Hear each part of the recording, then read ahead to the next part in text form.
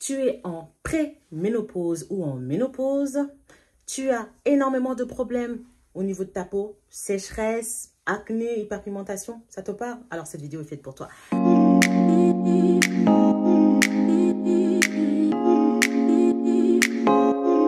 Bienvenue à toi, je m'appelle Bintou, je suis l'experte de l'épiderme. Sur ma chaîne, je te parle de beauté, je donne des astuces, des conseils et je te parle aussi de business parce que ça va faire 14 ans que j'entreprends.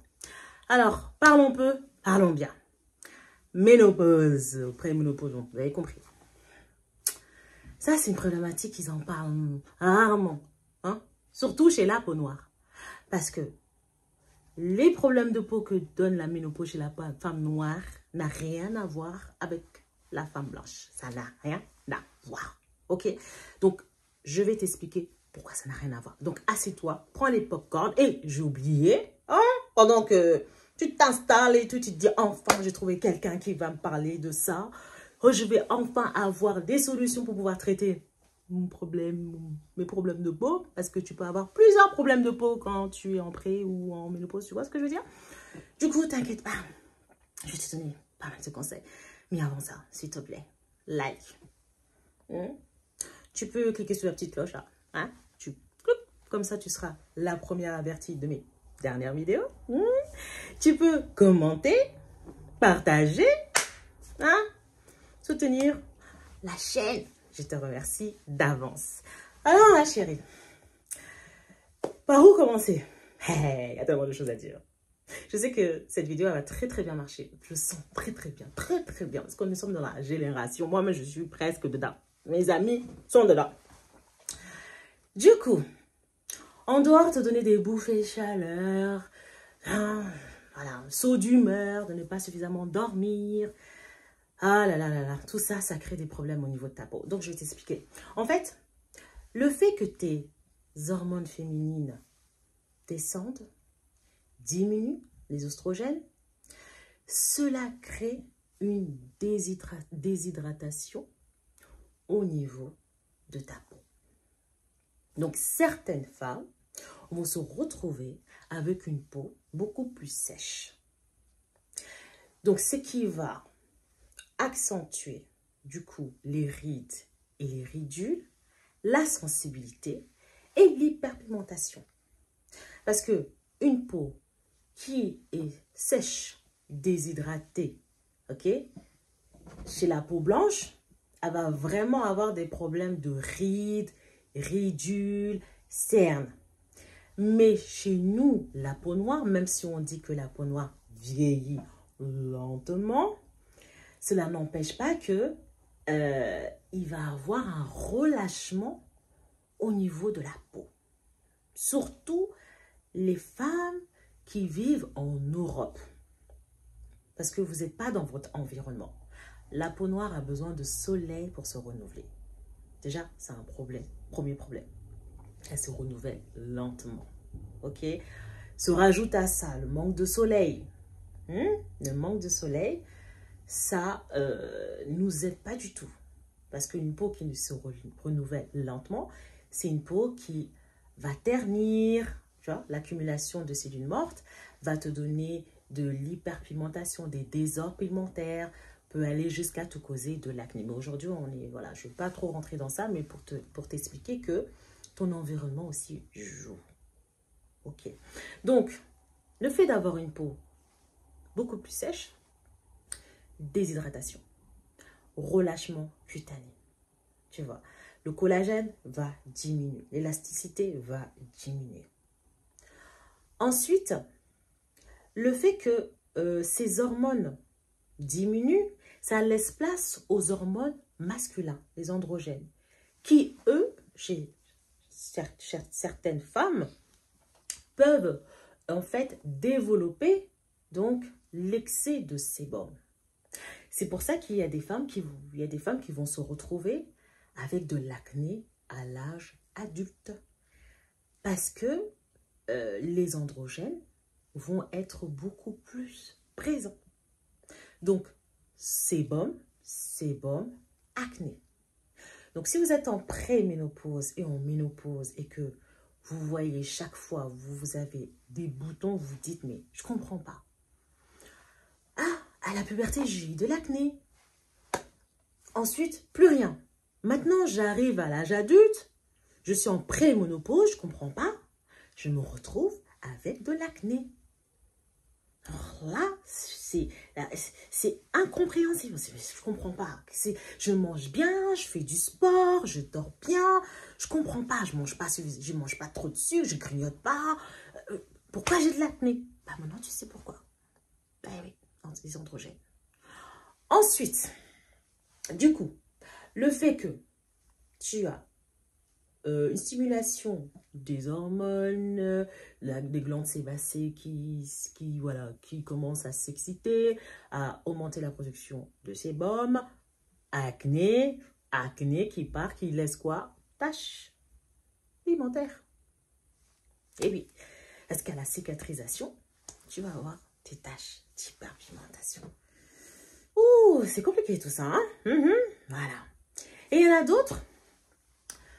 Le fait que leur peau soit sèche, déshydratée, elles vont se retrouver avec le visage terne, mais plus. C'est-à-dire une hyperpigmentation très accentuée au niveau du visage. Parce que une déshydratation chez la peau noire crée une inflammation qui stimule la mélanine. Donc la mélanine, elle se dit, waouh, je me sens agressée. Qu'est-ce que je dois faire? Me protéger. Et qu'est-ce qu'elle fait? Elle stimule sa production de mélanine. C'est pour ça que au niveau du visage, certaines femmes vont se retrouver avec le teint beaucoup plus foncé. Et dire ici c'est clair et là c'est foncé. Et là, je me dis, mais je ne comprends pas. Comment cela se fait-il? Tu vois? Et des fois, ces problèmes hormonaux peuvent faire que tu peux te retrouver avec une peau déshydratée, ok? Plus de l'acné, ok? Plus de l'hyperpigmentation. Dû au bouton, plus si tu n'as pas les bons produits, tu ne sais pas comment traiter, tu vas te retrouver en plus des taches d'hyperpigmentation, des inégalités de teint, tu peux te retrouver avec le nez beaucoup plus clair, le reste du visage sombre, et des zones où il y a des boutons hormonaux, c'est-à-dire vers le bas d'ici, tu vas te retrouver avec des taches beaucoup plus foncées, inégalités de teint, bref, tu auras la totale. Et là, tu vas te dire, mais en fait, c'est quoi ce combat en fait? Ce combat, je l'ai eu presque toute ma vie, où je me suis débarrassée de ce combat-là. Et au moment où je dois vivre ma best life, parce que mes enfants ont grandi, voilà, je pense enfin à moi, je vais me faire plaisir et tout, je vais voyager, je me retrouve là en train de gérer les problèmes du bouton, en fait. Non, mais c'est pas possible. Et le pire, hein, le plus énervant, hein, c'est avoir une routine, hein, mais que les tâches ne finissent pas. Tu dis, mais attends, what's the... je suis là, c'est pas possible, c'est chiant. Ah, tu te dis, mais là, voilà, des fois, t'es limite, en plus, le fait que, du coup, les hormones féminins partent et tout ça, ça dérègle, tu peux te retrouver à avoir des sauts d'humeur, donc c'est normal. Déjà, ça crée ça, alors si tu vois que ta peau n'est pas exactement comme tu veux, ça rajoute, tu vois. Donc, si tu vois que tu es sous tension et ça va pas et tu commences à t'angoisser, à pleurer pour rien, à t'énerver pour rien, tu vois un bouton, tu pleures, tu vois des taches, tu chiales. Ma chérie, c'est tout ça, c'est aussi les hormones. Mais maintenant, comment y remédier? Ma chérie, écoute-moi bien.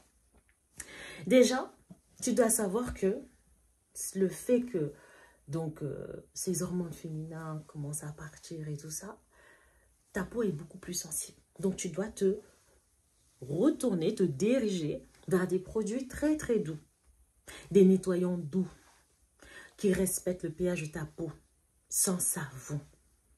D'accord? Donc tu vas me procurer un nettoyant très très doux, qui va nettoyer en douceur ta peau, qui ne va pas l'agresser. Parce que si elle agresse encore ta peau, encore quoi? Agression est égale à inflammation. Tu envoies une alerte à ta peau et ta peau elle se dit pam pam pam. Stimulons les défenses, agression. Ça fait quoi? hyperpigmentation. Ça, c'est... En fait, tu dois comprendre que la chance de ta mélanine qui est super, super intelligente. Super intelligente. D'ailleurs, il y a des scientifiques qui ont découvert des neurones au niveau de la peau noire. Ils ont découvert que voilà, la peau, les mélanocytes et tout ça communiquent entre elles.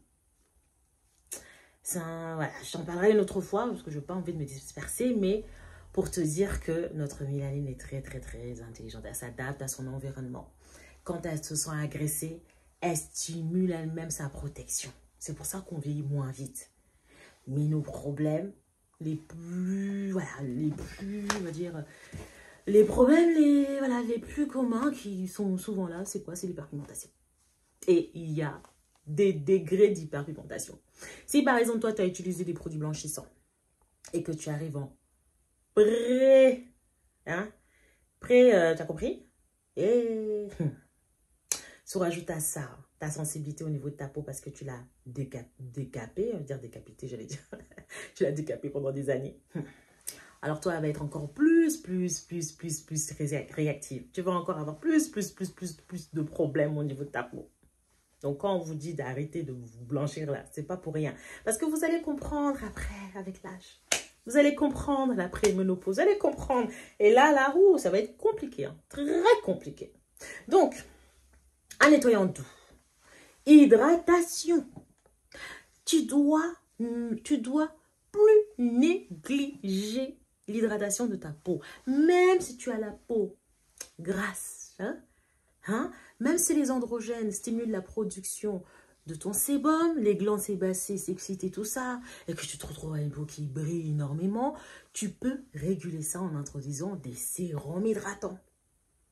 Il y a énormément de produits hydratants. L'aloe vera hydratant, si tu ne supportes pas l'aloe vera hydratant, il y a de l'acide hyaluronique. Tu dois en fait toujours avoir un sérum hydratant, des masques hydratants que tu utilises. Tu dois vraiment privilégier ce type de produit, d'hydrater ta peau, de l'intérieur aussi, pas que de l'extérieur. L'extérieur avec les produits que je viens de te citer et de l'intérieur aussi. C'est super important pour que ça soit bien équilibré. Parce que quand tu t'administres les bons produits, ok, ta peau, elle te dira merci. Parce que l'hydratation va calmer cette inflammation. Donc, va baisser la sécheresse, va baisser la déshydratation. Et du coup, ça va t'aider à même régler cette hyperpigmentation qui est due à une sécheresse cutanée. Tu vois ce que je veux dire? Donc, en faisant ça, tu vas apporter les bons éléments, les bons actifs à ta peau. Parce que n'oublions pas que la peau est un organe, ok? Donc, il faut aussi manger des bons aliments, des aliments riches en oméga, en acides aminés, des fruits, des légumes qui sont riches en eau. Vraiment, éviter le sucre, parce que le sucre aussi, du coup, le sucre, je crois que j'en ai déjà parlé, en tout cas, j'en parle souvent. Le sucre accélère le vieillissement de ta peau. Le sucre s'attaque au collagène, l'élasticité, bon bref, la totale. Donc, il y a des choses que tu devrais vraiment diminuer. Et quand je parle du sucre, je parle du mauvais sucre. Si tu manges des fruits, chaque repas, tu as un fruit, c'est très très bien. D'accord? Donc, une bonne hydratation. Les fruits peuvent t'aider à avoir une hydratation de l'intérieur. D'autres aliments comme des soupes de légumes ou des autres légumes qui sont riches en eau. Si tu n'aimes pas trop boire de l'eau. Mais il faut vraiment que tu t'hydrates de l'intérieur et que tu apportes du coup une bonne hydratation. Donc, sérum hydratant, crème hydratante aussi. Une crème hydratante adaptée à ton type de peau. Si tu constates du coup beaucoup de sébum, tu peux quand même rajouter un sérum hydratant et aussi une crème hydratante adaptée à ta peau grasse. C'est pas parce que tu as la peau grasse qu'il faut pas du tout appliquer de crème. Grave erreur. Quand tu vas appliquer une crème qui va respecter du coup ton type de peau, d'accord, tu vas voir que il va y avoir un changement. Tu vas rééquilibrer tout ça. En rééquilibrant tout ça, ça va t'aider aussi à moins briller. Tu vois, tu vas moins briller, moins de boutons. Tu vois ce que je veux dire? Mais c'est facile à dire qu'à faire, mais je peux quand même te dire que le fait que tu sois en pré-ménopause, je vais être sincère avec toi, ça va t'aider à atténuer, mais ça risque de ne pas totalement arrêter ça en fait. Parce que ce déséquilibre hormonal peut te donner de l'acné. Donc du coup, le mieux, ce serait certainement de voir avec un dermatologue ou la gynécologue pour voir qu'est-ce qu'elle peut te donner, un traitement pour calmer ces hormones et pouvoir t'administrer soit des antibiotiques ou autres qui vont en fait diminuer un peu ces hormones masculins pour en fait arrêter l'apparition des boutons. Donc, ça ne veut pas dire que ce que je te conseille, il ne faut pas le faire. Non, ça peut t'aider, mais ce n'est pas parce que tu vas faire ça bien comme il faut que tu ne vas plus du tout avoir de boutons. Voilà, vraiment, tout dépend des cas en fait. Ça va beaucoup t'aider à avoir moins de boutons, mais je pense que en parlant avec ton dermatologue ou ta gynécologue ou ton gynéco, bon bref, comme tu veux, tu pourras certainement avoir une solution beaucoup plus efficace parce que ça dépend des gens. Donc je ne peux pas te dire en faisant ça, tu auras zéro, c'est faux. Je préfère te dire vraiment avec sincérité les choses. Parce que c'est naturel en fait. C'est ton corps. C'est clair qu'à un moment donné, ça va s'arrêter, mais on ne sait pas quand. Mais avant que ça ne s'arrête, il faut que toi, tu saches prendre soin de ta peau. Donc, par exemple, si tu fais partie de ces femmes qui ont de l'acné, il te faut absolument un stop bouton.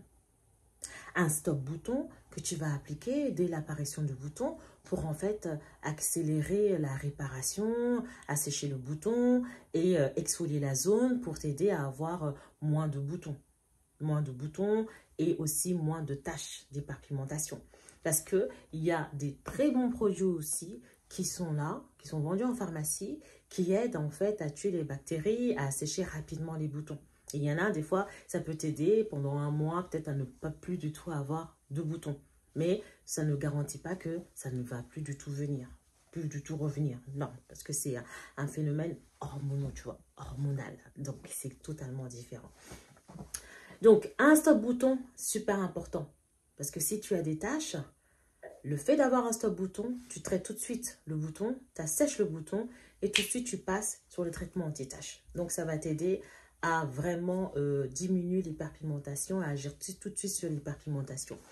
Il ne faut pas aussi négliger du coup les exfoliations parce que le fait de ne pas produire suffisamment de sébum ou de trop produire des sébums, ça peut avoir encore un autre déséquilibre au niveau de ta peau, au niveau de la régénération cellulaire, surtout si tu vis en Europe. Il va falloir que tu exfolies ta peau. Moi, je conseillerais plutôt d'aller dans un exfoliant chimique, un enzymatique, une lotion que tu vas appliquer 1 voire 2 fois par semaine selon les besoins de ta peau, tu vois.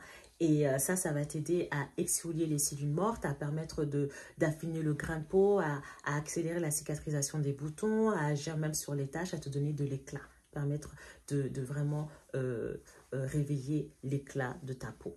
Donc ça, tu peux l'intégrer aussi. Les masques hydratants, au moins 1 à 2 fois par semaine, masque hydratant, super important pour en fait hydrater ta peau, pour calmer du coup cette inflammation qui peut être aussi cause d'hyperpigmentation sur tout le visage. Tu ne négliges pas la protection solaire. Oui, oui. Une peau déshydratée, sèche, en manque d'eau. Ok? Donc, parce que certaines peaux, hein, par exemple, si tu as la peau, on va dire sèche, de nature sèche, et que tu arrives à la pré-ménopause ou encore à la ménopause, ta peau risque d'être encore beaucoup plus sèche. Beaucoup plus sèche. Et une peau noire qui est très sèche, hein, c'est une peau noire qui est très inflammée. Donc, il faut calmer l'inflammation. Tu vois, avec ce que je viens de te dire, et en même temps, la protéger. Parce que les hormones, là, des règles, elle a un manque d'eau, manque d'hydratation. Donc, plus le soleil, tu vas encore avoir plus de problèmes d'hyperpigmentation. Donc, il ne faut plus négliger la crème solaire, même chez la peau noire. Surtout la peau noire qui vit en Europe, parce qu'elle n'est pas du tout dans son environnement. Je pense que ça, tu as compris. D'accord? Et pour celles qui vivent en Afrique, leur peau est habituée au soleil. Tu vois? Donc, elles ne vont pas réagir comme une peau d'une personne qui vit la plupart du temps en Europe. Donc, sa peau, elle se déshabitue au soleil. C'est pour ça que tu vas aller au pays, tout de suite, tu vas vite bronzer. Ta peau, elle va vite changer de couleur parce que ça lui crée un petit choc, quoi. C'est du, wow, il se passe quoi, là? Arrête. Oh. Il y a trop de soleil. C'est quoi ce soleil? C'est quoi ça? 40-45 degrés, alors qu'il t'est habitué à 30, 35, tu vois? Et toi, tu arrives dans un pays où il fait 48, je sais pas quoi. Ta peau, elle se dit, ça va pas. Dès que ça dépasse le degré qu'elle a l'habitude, hein, et encore ce degré-là, c'est une fois dans l'année, du coup, elle a sa mémoire, hein, donc elle se sent un peu agressée, et là, elle va, tu vois, elle va vraiment faire tout pour se protéger. Donc, tu peux vraiment voir au bout de quelques jours, dès que tu es en Afrique, tu noircis, mais du noir, soit toi-même, tu as peur. Je te vois, j'ai dit, mais je comprends pas, j'ai mis une protection solaire, je comprends pas. Donc, le fait d'être en préménopause et ménopause, tu as compris, ça peut aggraver l'hyperpigmentation. Donc, on ne néglige plus la protection solaire SPF 50+. Les 25-30 au pays, arrête ça. Franchement, ça ne va rien faire pour arrêter. OK? Et, comme je vous l'ai dit, je le répète, une bonne hydratation. Voilà. Donc, si tu as apprécié cette vidéo, tu peux liker, partager, commenter. OK? Et je te remercie de ta présence. Et on se dit à très vite pour une prochaine vidéo. Bye bye.